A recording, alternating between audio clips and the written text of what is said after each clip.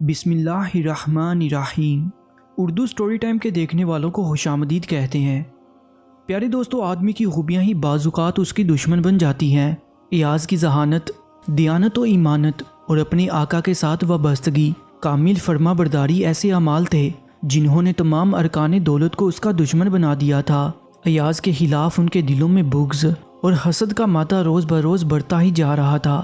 ادھر سلطان کا لطف و کرم اور جود و سخا ایاز کے حق میں بڑھ رہا تھا۔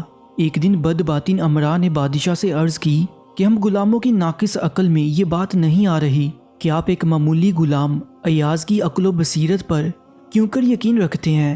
سلطان نے اس وقت کوئی جواب نہ دیا اور مسلسل اس معاملے میں خاموش رہا۔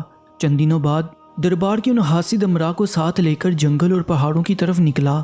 کوسوں میل دور ایک قافلہ پڑاؤ ڈالے ہوئے تھا۔ سلطان نے ایک امیر کو حکم دیا، گھوڑے پر تیزی سے جاؤ اور قافلے والوں سے پوچھو کہ کہاں سے آئے ہو۔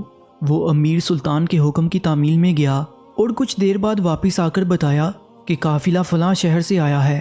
سلطان نے پوچھا، قافلے والوں کی منزل مقصود کیا ہے؟ اس کا جواب امیر نہ دے سکا۔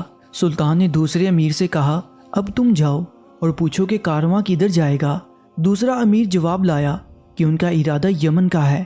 بادشاہ نے اس سے پوچھا کہ ان کا ساز و سامان کیا ہے۔ اس بات کا جواب وہ نہ دے سکا۔ وزیر حیران ہوا کہ یہ تو اس نے معلوم ہی نہیں کیا۔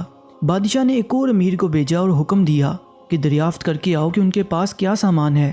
اس نے واپس آ کر کہا کہ ان کا سامان فلاں کے برتن ہے۔ بادشاہ نے اس سے پوچھا وہ قافلہ شہر سے کب نکلا تھا؟ وہ امیر اس سوال کا جواب دینے سے عاجز رہا۔ بادشاہ نے ایک اور وزیر کو بھیجا تاکہ وہ معلوم کرے کہ انہوں نے سفر کب شروع کیا۔ اس نے واپس آ کر بتایا کہ 7ویں رجب کو یہ قافلہ اپنے مقام سے روانہ ہوا تھا، اور ساتھ ہی بادشاہ نے یہ بھی پوچھا کہ فلاں شہر میں اشیاء کا بھاؤ کیا ہے۔ وہ سلطان کے سوال کا جواب دینے سے عاجز رہا۔ اسی طرح بادشاہ نے 30 سرداروں کو بھیجا اور ایک ایک سوال دریافت کیا۔ ان میں سے ہر ایک نے اسی ایک ہی سوال کا جواب معلوم کیا اور واپس آ گیا۔ غرض سب امیر ناقص العقل اور پریشان ذہن ثابت ہوئے۔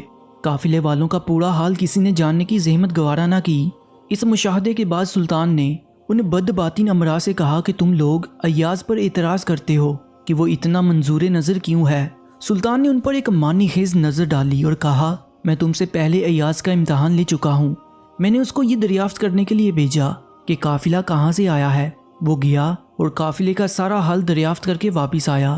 میں نے اس سے جو سوال کیا اس نے تسلی بخش جواب دیا۔ جو معلومات تم 30 آدمیوں نے 30 پھیروں میں فراہم کی، اب تمہیں پتہ چل گیا کہ میں اس کی اتنی قدر کیوں کرتا ہوں۔ یہ سن کر سب امیروں کے چہرے شرم سے پانی پانی ہو گئے۔ انہوں نے اپنی گستاخی کی معافی چاہتے ہوئے کہا کہ بے شک ہم ایاز کی برابری نہیں کر سکتے۔ ایاز کی فراست، قابلیت، ذہانت خدا داد تھی۔ پیاری دوستو، اس میں ہمارے لیے درس حیات یہ ہے کہ حسد ایک بیماری ہے اور اسے ہمیشہ بچنا چاہیے۔ مزید سبق موز کہانیوں کے لیے اس چینل کو سبسکرائب کر لیجئے گا۔ انشاءاللہ ملتے ہیں ایک نئی کہانی کے ساتھ۔ مجھے دیجیے اجازت۔ اللہ نگہبان۔